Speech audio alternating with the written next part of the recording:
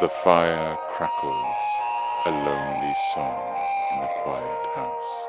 Outside, the world is hushed by a blanket of white, each snowflake a memory falling softly. Christmas, it used to be so different.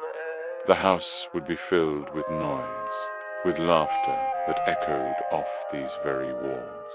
Now, the silence is so loud. My reflection in the dark window shows a man I barely recognize. Where did the years go? They slipped away like sand through my fingers. Each grain a precious moment I wish I could hold onto just a little longer. I trace the worn leather cover of this old album. It feels heavy today, heavier than usual. Each page I turn is a ghost of Christmas past. There she is, my Eleanor.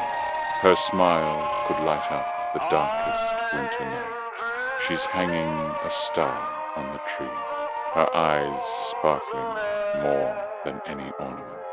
And the children, little James, with his face smeared with chocolate, so proud of the lopsided gingerbread man he made, and Sarah, her pigtails bouncing as she tore open her presents, her squeals of delight, the best music I've ever heard. We were a family, we were a symphony. Every Christmas was a crescendo of joy. We'd gather round this very fireplace.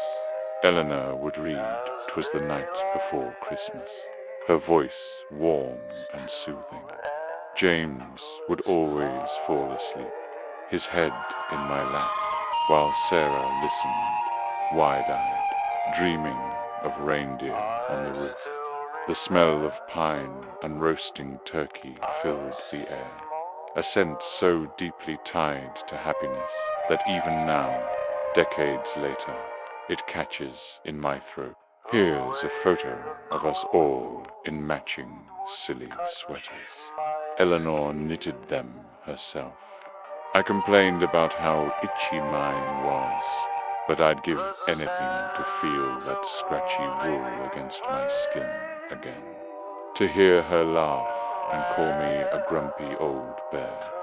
In this picture, we're all so young, so blissfully unaware that these moments were finite. You always think there will be more Christmases, more sweaters, more laughter. You never imagine a time when all you have left are the photographs. The pages become more recent. The children are grown. James brought his wife, Maria, for their first Christmas as a married couple. Sarah brought her little boy, my grandson, Leo. He had his mother's eyes. The house was full again, a different kind of noisy, a new generation of laughter. I remember holding Leo on my knee, showing him how to wind up the old music box, the one my father gave me. Its tiny, tinny tune of Silent Night filled the space between our heartbeats. Eleanor watched us, her hand on my shoulder, her smile softer now, but just as bright. Then the pages start to thin out. There are fewer people in the photos. James and his family moved across the country. Work, he said. We'd video call on Christmas morning, but it wasn't the same. You can't hug a screen. You can't smell the cookies your daughter-in-law baked through a speaker. Then, the hardest page to turn. The last photo of Eleanor.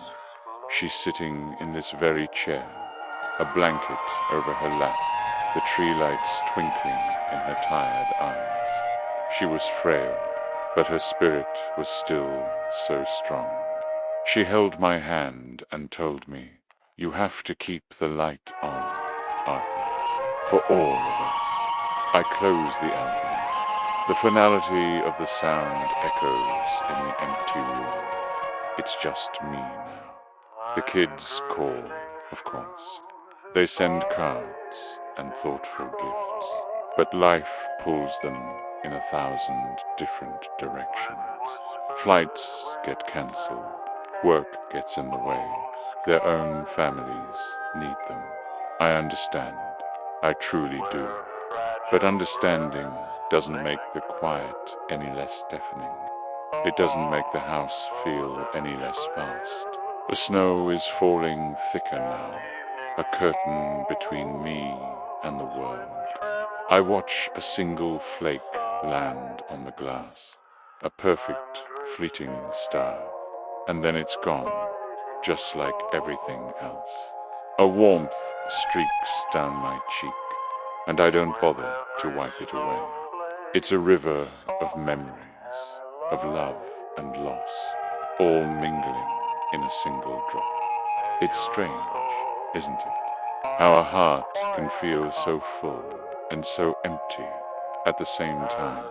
The ghosts of laughter are here, but they're just echoes. I can almost smell the pine, but it's just a phantom scent.